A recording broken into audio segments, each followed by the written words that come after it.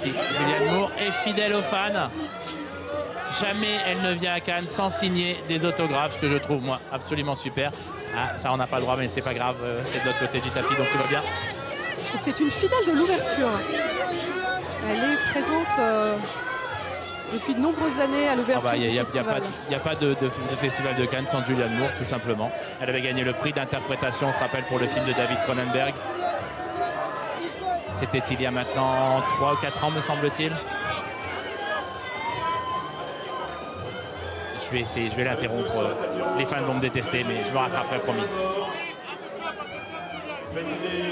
Julianne, qui est en train, en ce moment même, de tourner, enfin pas en ce moment même, mais quand elle rentrera de Cannes, elle tournera le remake américain de After the Wedding. Vous vous souvenez du film danois, me semble-t-il? Alors que regardez, on va tourner la caméra pour montrer ce que la fan a préparé. Regardez de l'autre côté, s'il vous plaît, Michel, regardez l'affiche. Julianne, elle ne peut que la signer. Voilà, Julianne Moore face aux fans.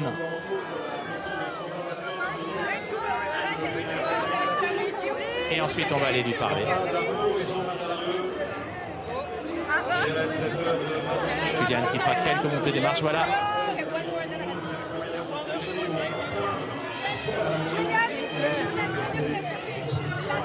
On y va. On va essayer de lui dire un petit mot. Alors qu'elle signe quelques photos à une fan. Et Julianne! Et pose devant les photographes.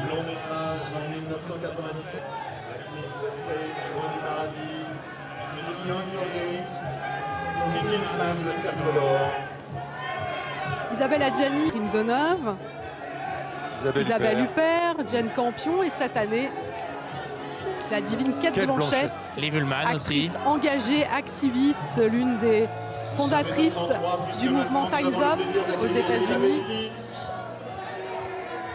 Elle est actuellement à l'affiche de Carnivore. On l'a vu à Cannes dans La Source des Femmes. Leila Bekti qui est aussi face au photographe. Julianne Moore aussi, je l'aperçois.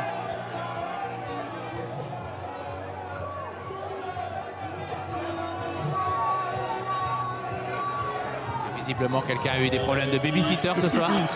La nounou n'était pas là. Nous avons un tout petit bébé qui est là, qui va monter les marches et qui a son badge. Il n'a pas l'air très heureux d'ailleurs. Non, mais il a son badge. Mais il n'y a pas d'âge pour être cinéphile. Et on est sûr qu'il ne va pas prendre de selfie.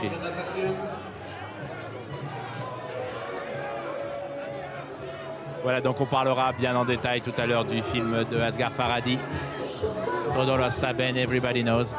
Ah oui, formidable film. Avec un suspense comme toujours, suspense psychologique. C'est sa marque de fabrique, partir de faits ordinaires, de gens ordinaires et développer ça vers... Ah oui, c'est vraiment la sphère intime comme champ de bataille, terrain miné de non-dits et de secrets. Et là, il élargit de plus en plus le prisme, parce que souvent ça se passe au sein du couple, ou une relation parent-enfant. Et là maintenant, c'est toute une famille qui est impactée par la disparition d'une adolescente le soir d'un mariage. Un film tourné en Espagne pour lequel Asghar Farhadi s'est installé sur les lieux 3 ans avant le tournage. Mais avec la patte d'Asghar Farhadi, il n'a rien perdu de cette manière qu'il a de sculpter les personnalités, de nous révéler les faux semblants. Déjà en France, quand il a fait Le Passé, c'était la même chose. Et Bérénice Bejo, on s'en souvient qu'ici, elle avait reçu le prix d'interprétation pour le Passé. Et Pénélope Cruz comme Javier Bardem.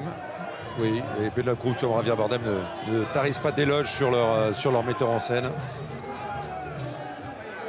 Un film qui a été difficile à monter, hein, ça lui a pris 5 ans. Il est parti d'un fait divers qui s'est déroulé en Espagne.